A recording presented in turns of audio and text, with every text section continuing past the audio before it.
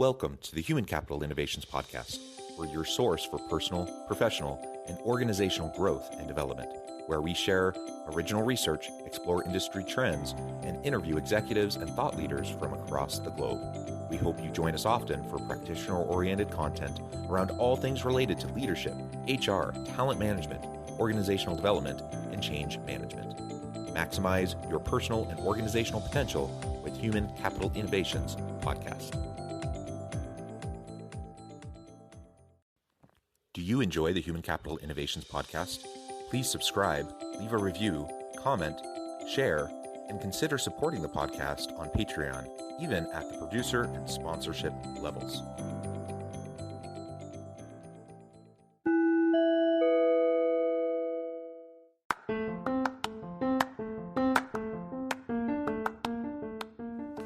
Welcome to the Human Capital Innovations Podcast. In this HCI podcast episode, I talk with Tim Redmond about his new book, Power to Create, the ultimate guide to eliminate scarcity and produce massive results for yourself and others.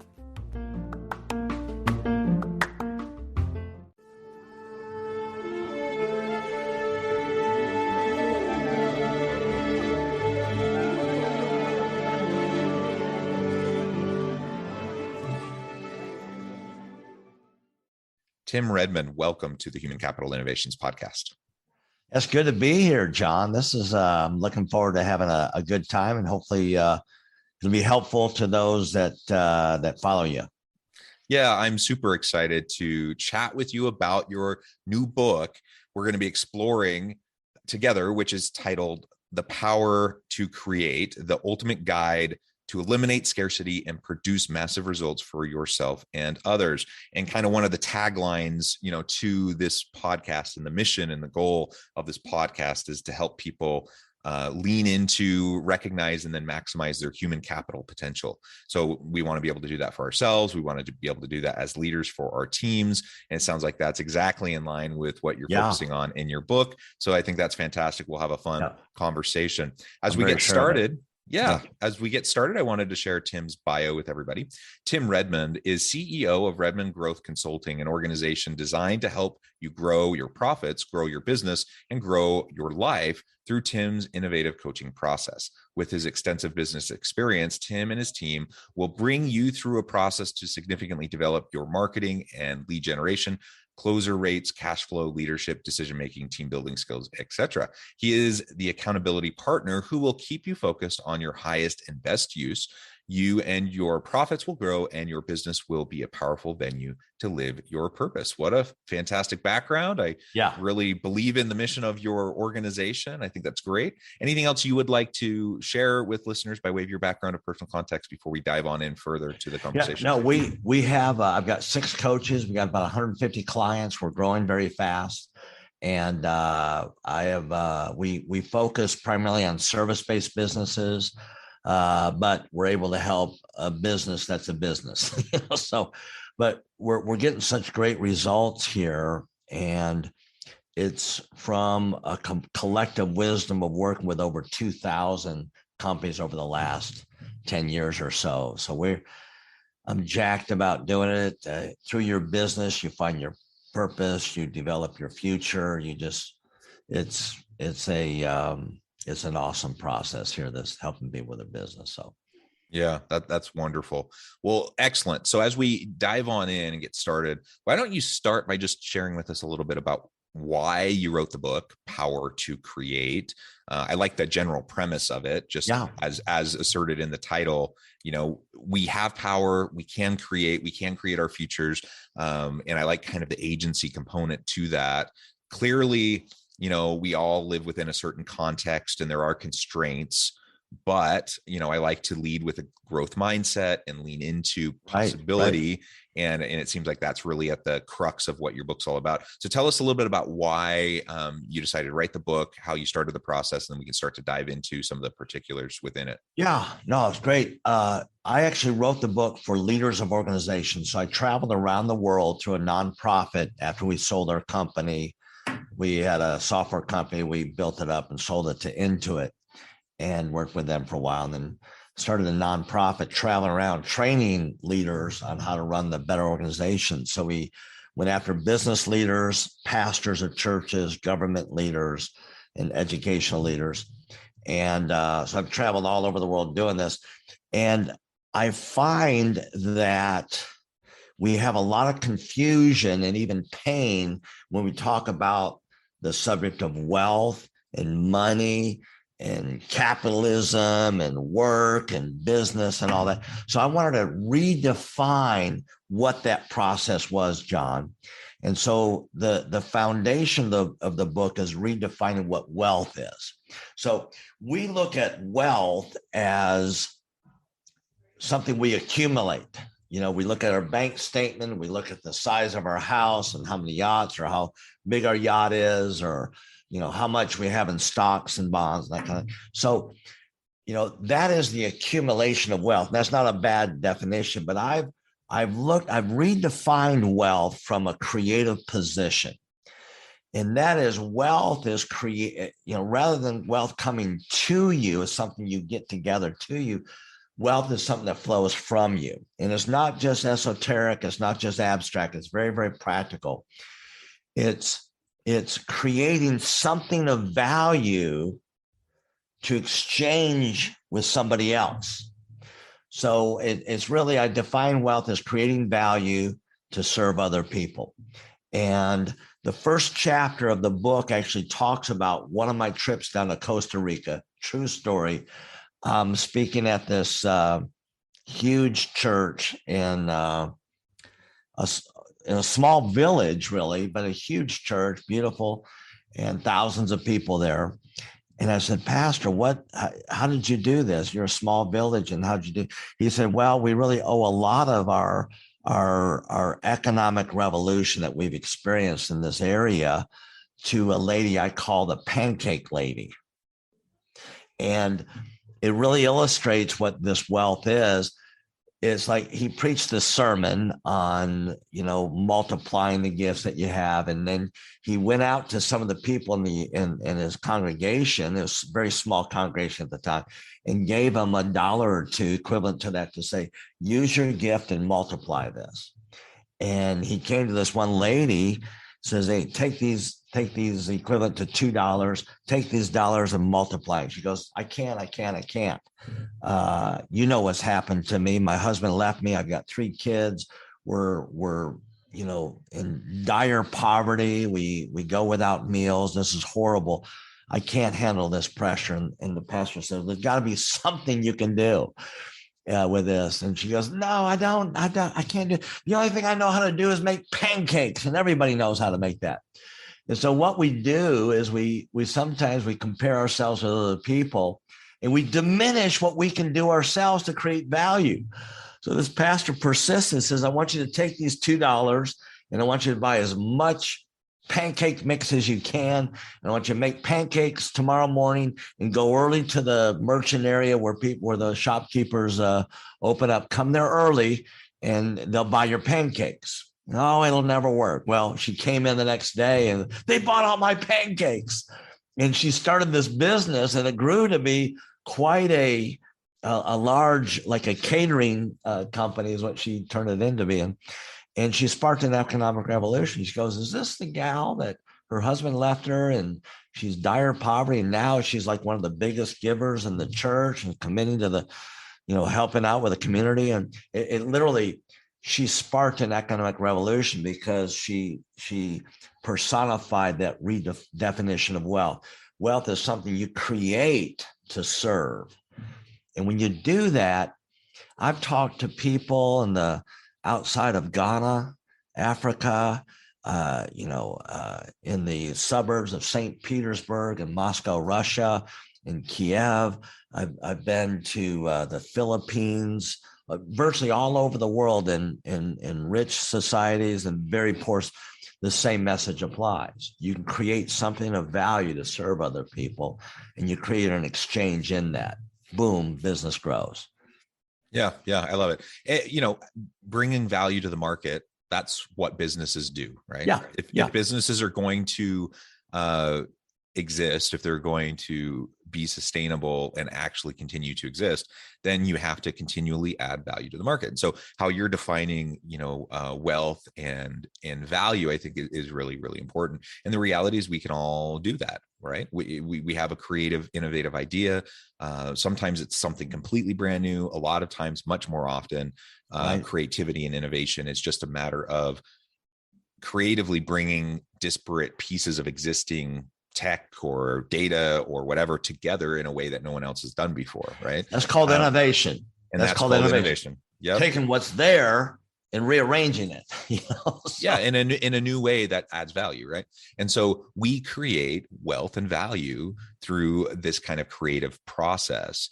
And I'll just note, and you highlight this in your story, but this happens through people, right? This happens through the human capital within an organization, or if we're looking internally within ourselves, where it's coming from us. And so we can never forget that. And I think a lot of times executives, they get really focused in on a variety of KPIs, largely financially driven KPIs, because they're thinking about bottom line impact, and that's not a bad thing. But if that's our sole focus and we forget to recognize the value in that is brought through the people within the organization, and that's the people in the organization that are creating and innovating and providing value to the market and connecting with the consumers, Right. if we forget that and we don't give proper attention to that, we're not investing in our people adequately, then lo and behold, people aren't going to be as creative or innovative, and they're not going, and your company will suffer in the long run.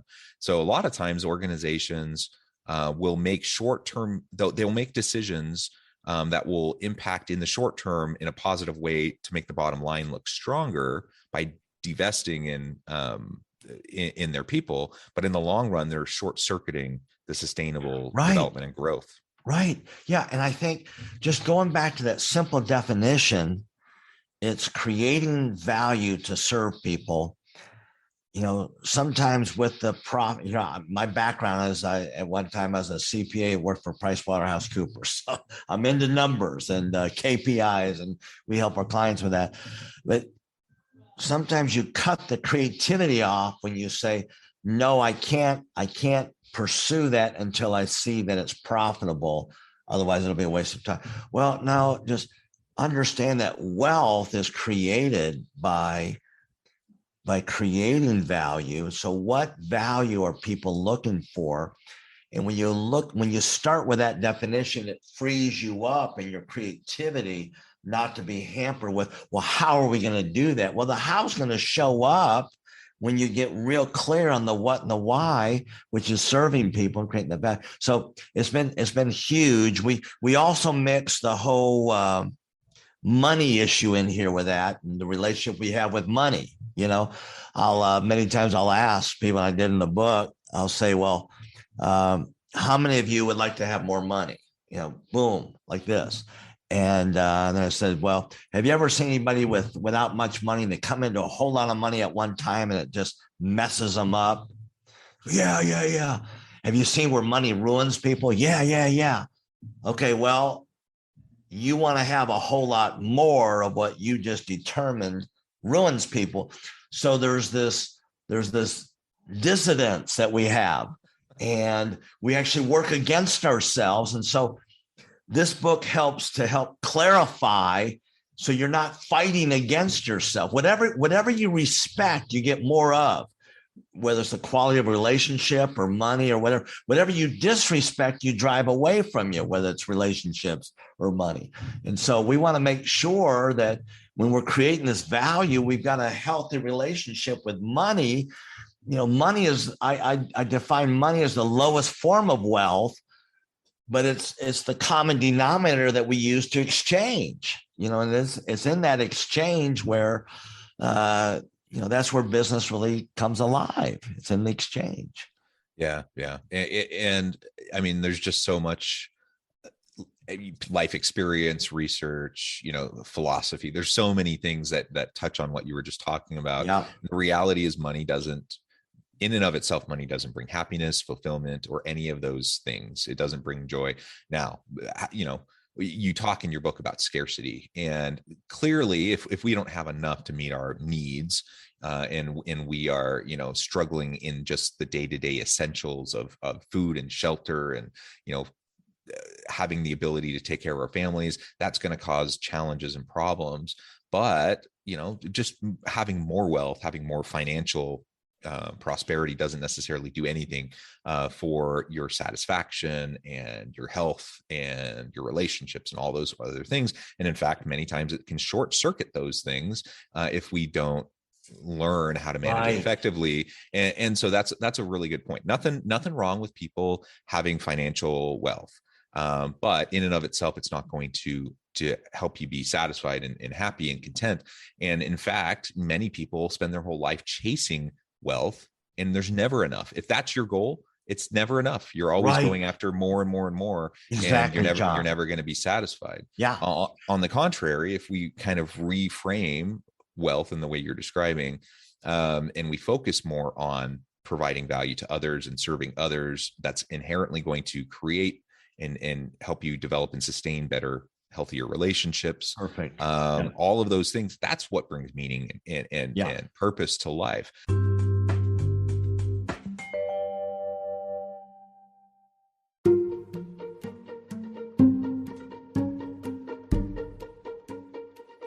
Welcome to the Human Capital Innovations Academy. Courses, micro-credentials, and certificates to upskill and reskill for the future of work. All HCI Academy courses, micro-credentials, and certificates are designed, developed, and delivered by award-winning and internationally renowned scholars, educators, thought leaders, executives, and practitioners. Our courses, micro-credentials, and certificates will help you make your mark on the future of work and make an immediate impact in your organizations. Check out the HCI Academy and our many course offerings and certificates to upskill and reskill for the future of work.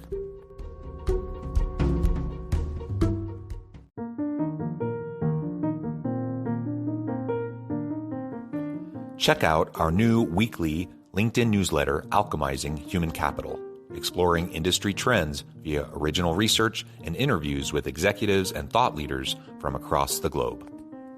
We look forward to having you join us.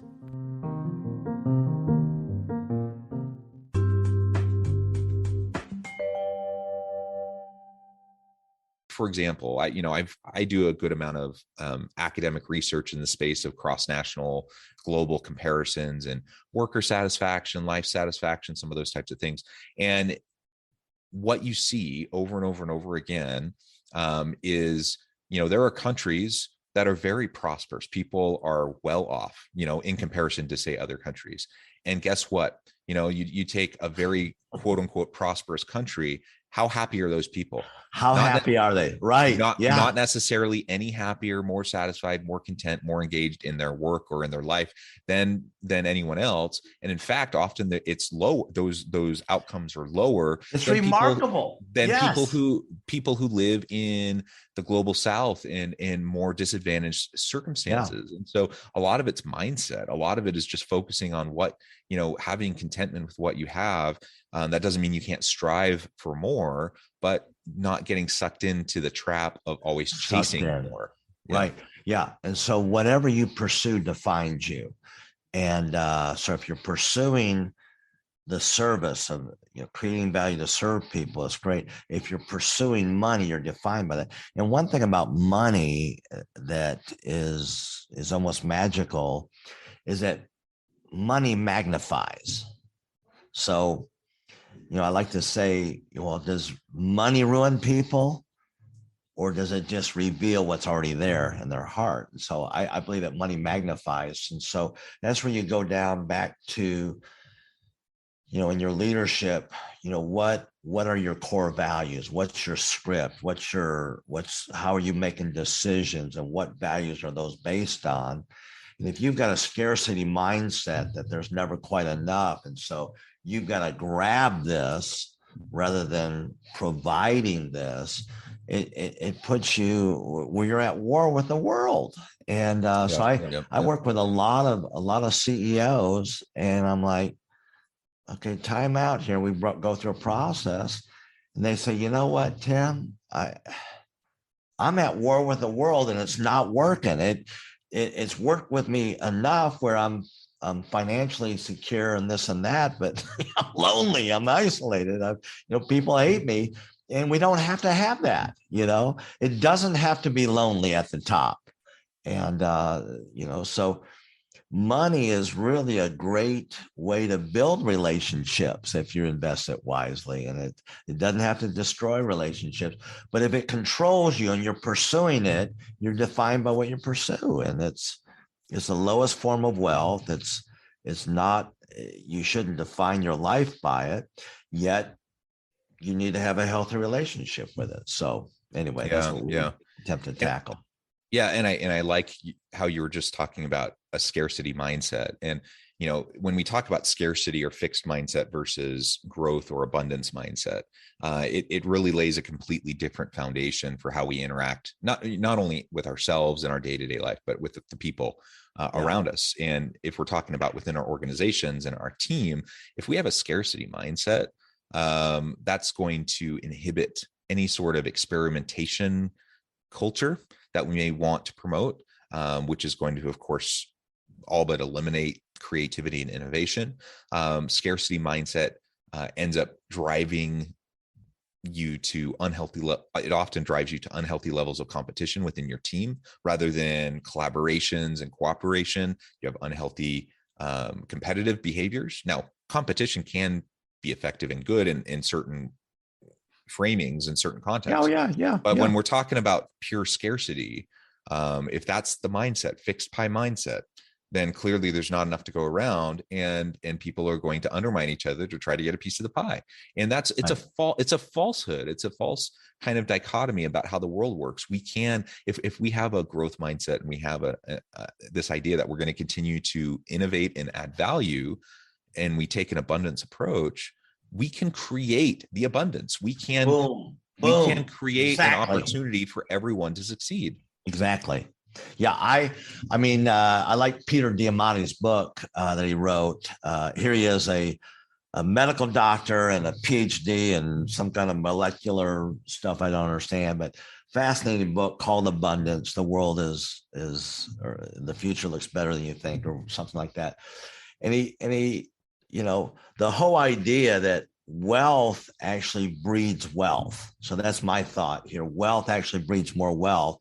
But he talks about in the future with, all this overpopulation, he said, it's not going to create scarcity. It's going to create more abundance. He said, there's three factors that are actually working to create the overall worldwide wealth, to increase it. One is these billionaires are giving a lot of their stuff away, and it's showing up on the Richter scale. So there's changes there. There's the do-it-yourself technology, which is it's allowing the little guy in his garage to create whatever he wants to create. And it's the bottom 1 billion people that are not even in the market are going to start to transact in the marketplace. And so there's so much wealth to be had that we don't have to be limited with this anxiety producing scarcity mindset. It's, wealth is really establishing a buying club. So you want to get a lot of people that keep buying. As a matter of fact, a good friend of mine, Sam, actually created a buying club. We call it Sam's Club. Sam Walton, a good friend of mine. Actually, he never met me even before he died, but I just wanted to try to impress you on that. But it's getting this buying club going. But we have to understand that if we pursue the creation of value, that it looks attractive to somebody that says, listen, I want that so much, I want to exchange something for you. And that's our focus. We leave the scarcity behind, and behind we leave a lot of anxiety, a lot of relationship destroying tendencies that we have, and we can really be a better leader. And that's really what it's all about. Yeah. And ultimately, as the subtitle to your book says, that helps you produce better, or you say massive results for yourself and others. And so when we take this growth and abundance kind of a focus, a framing of wealth around creating value for others and serving others, then all of a sudden that creates this dynamic environment where we can achieve, and we don't achieve in spite of others. We achieve through our collaboration with others. Yes. And ultimately, it doesn't matter how smart you are. You can be an incredibly smart, capable person. There's only so far you can go by yourself. We all have to work with other people. We have to develop relationships of trust with other people. And we can't do that unless we're adding value to the relationships around us. So let's focus on abundance. Let's focus on trust and developing relationships. That will help us achieve more personally. That will help us achieve more collectively. And the massive results will follow. Now, will they follow always immediately? No. And oftentimes you have to, build this kind of a culture and this kind of an environment and this kind of a mindset over time.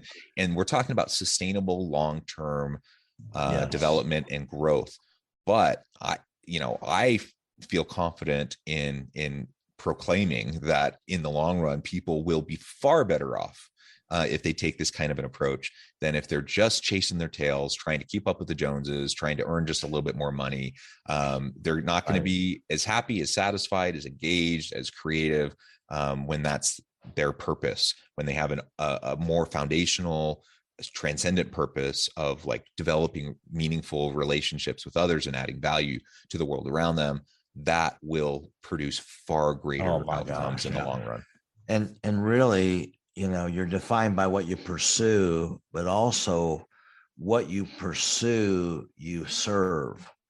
So if you're pursuing money and that's your end game, that's who you're going to serve. And that leads to a degradation in relationships. Having more money is not bad, but money having you, where you're going to sacrifice relationships in the pursuit of that, it gets you off-centered, and you begin to forego your leadership capacity to improve situations. You lay down that proactivity, and now you're the servant to this money thing that begins to control you. And so, these are powerful things. They're simple lessons for all of us leaders to keep in mind if we really want to make an impact through our organization. So that's what your podcast seems like it's all about. Yeah, and it's not rocket science. These are fairly simple principles, but we need to learn and relearn them over and over and over again. And we need to do more than that. We need to actually put it into practice, and that is really where the challenge comes. Because I think so many people have really good intentions with all of this, everything we've been talking about. But then you just get sucked into the grind of the day-to-day and all like the societal expectations and norms, and like we disrupt that. We don't need to buy into those sorts of things, and we will just be far happier, far more fulfilled. We'll have better teams, better relationships if we take this a more healthy approach to wealth and creating value. Well, Tim, it has been a pleasure. I know at the time I'm going to have to let you go here in just a moment, but before we close, I wanted to give you a chance to share with listeners how they can get connected with you and find out more about your work, your book, your team, and then give us a final word on the topic for today. Well, what we're doing is we're a business coaching organization. And so we work with businesses, we work with business owners to help them significantly grow through reformatting their marketing, their sales approach, their hiring, cash flow, leadership, accountability, productivity. And so we handle all aspects of that. And we start with what we call a growth plan, where we find out where you're at and where you want to be. And we want to create a new business model to get us to that 3-year goal that you have from where you're at. And then we're going to give you 8 to 10 very practical, tactical things to do to actually get you on track to do that. And it's such a powerful process. Most companies can generate at least another $100,000 in profits to the business in the following 12 months after the growth plan. And so we normally charge $2,500 for that, John, but if they'll identify, I love John and his podcast, the whole human capital, and they leave you a review or they identify themselves as being connected with you, we'll waive that $2,500 fee and give you the full impact of that new business model, really getting the practical things, concrete action steps to get to that 3-year goal during this short time. It's about an hour or less, but it's a phenomenal process. I've never had a business owner say, wow, that was waste. They always say, yeah, that was good, even if they don't work with us. But I'd like to do that. They can email me, Tim at Redmond Growth, or look us up, Redmond Growth Consulting. And then really the final word I would want to leave with them is, as a leader, we underestimate the impact of our presence.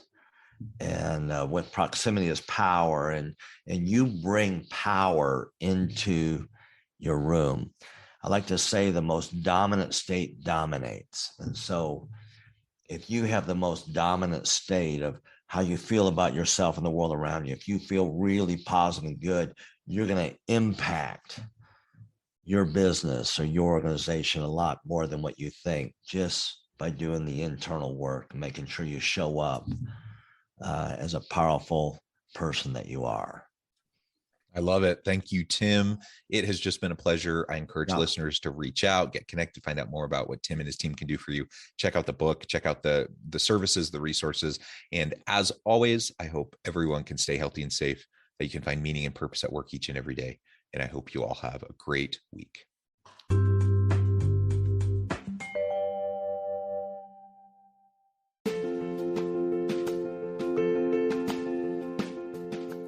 Bluer Than Indigo Leadership, the journey of becoming a truly remarkable leader. Early in my adult life, I learned about an Asian proverb that translates as bluer than indigo. If you think about the color indigo, it is a brilliant, deep, and vibrant blue, what some would call the bluest of blues. To have something that is bluer than indigo is rare and truly remarkable. Contrary to popular myth, there is no one-size-fits-all or cookie-cutter approach to effective leadership. There is no silver bullet, no secret sauce, no go-to model that will solve all of your problems. The truth is, great leaders have all had their unique strengths and flaws, and have all had to discover and then pave their own distinctive path in their life's journey to fulfill their leadership potential. Bluer Than Indigo Leadership will help you discover your own path and explore those ordinary, everyday actions that will help you respond to an uncertain future and produce extraordinary results for individuals, teams, and organizations.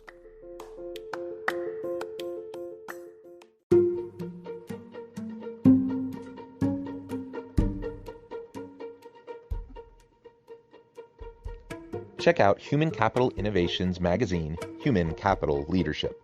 Human Capital Leadership is a free, interactive e-magazine with the mission to help individuals, leaders, and organizations find innovative approaches to maximize their human capital potential.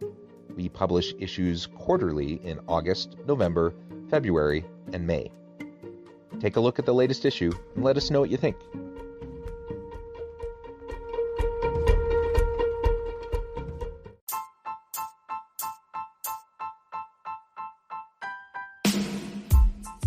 The alchemy of truly remarkable leadership. Ordinary, everyday actions that produce extraordinary results. Consider how the nature of work has shifted over the past 50 years. With increased globalization, rapid technological advancement, and the shift in economic composition, the average job of today looks very different than the average job of 50 years ago. What will the jobs and organizations of tomorrow look like? Moreover, what does this all mean for organizational leaders? What are the core competencies and capabilities of organizations and their leadership that are prepared for continued disruption and geopolitical and socioeconomic shifts? Regardless of what the future holds, increasingly, leaders need to be socially minded, data-driven, decisive, champions of talent, and disruptors of the traditional notions of leadership, teams, organizations, and work. The alchemy of truly remarkable leadership will help you to explore your own leadership competencies and capabilities and consider ways to apply and implement them into your workplace and personal life.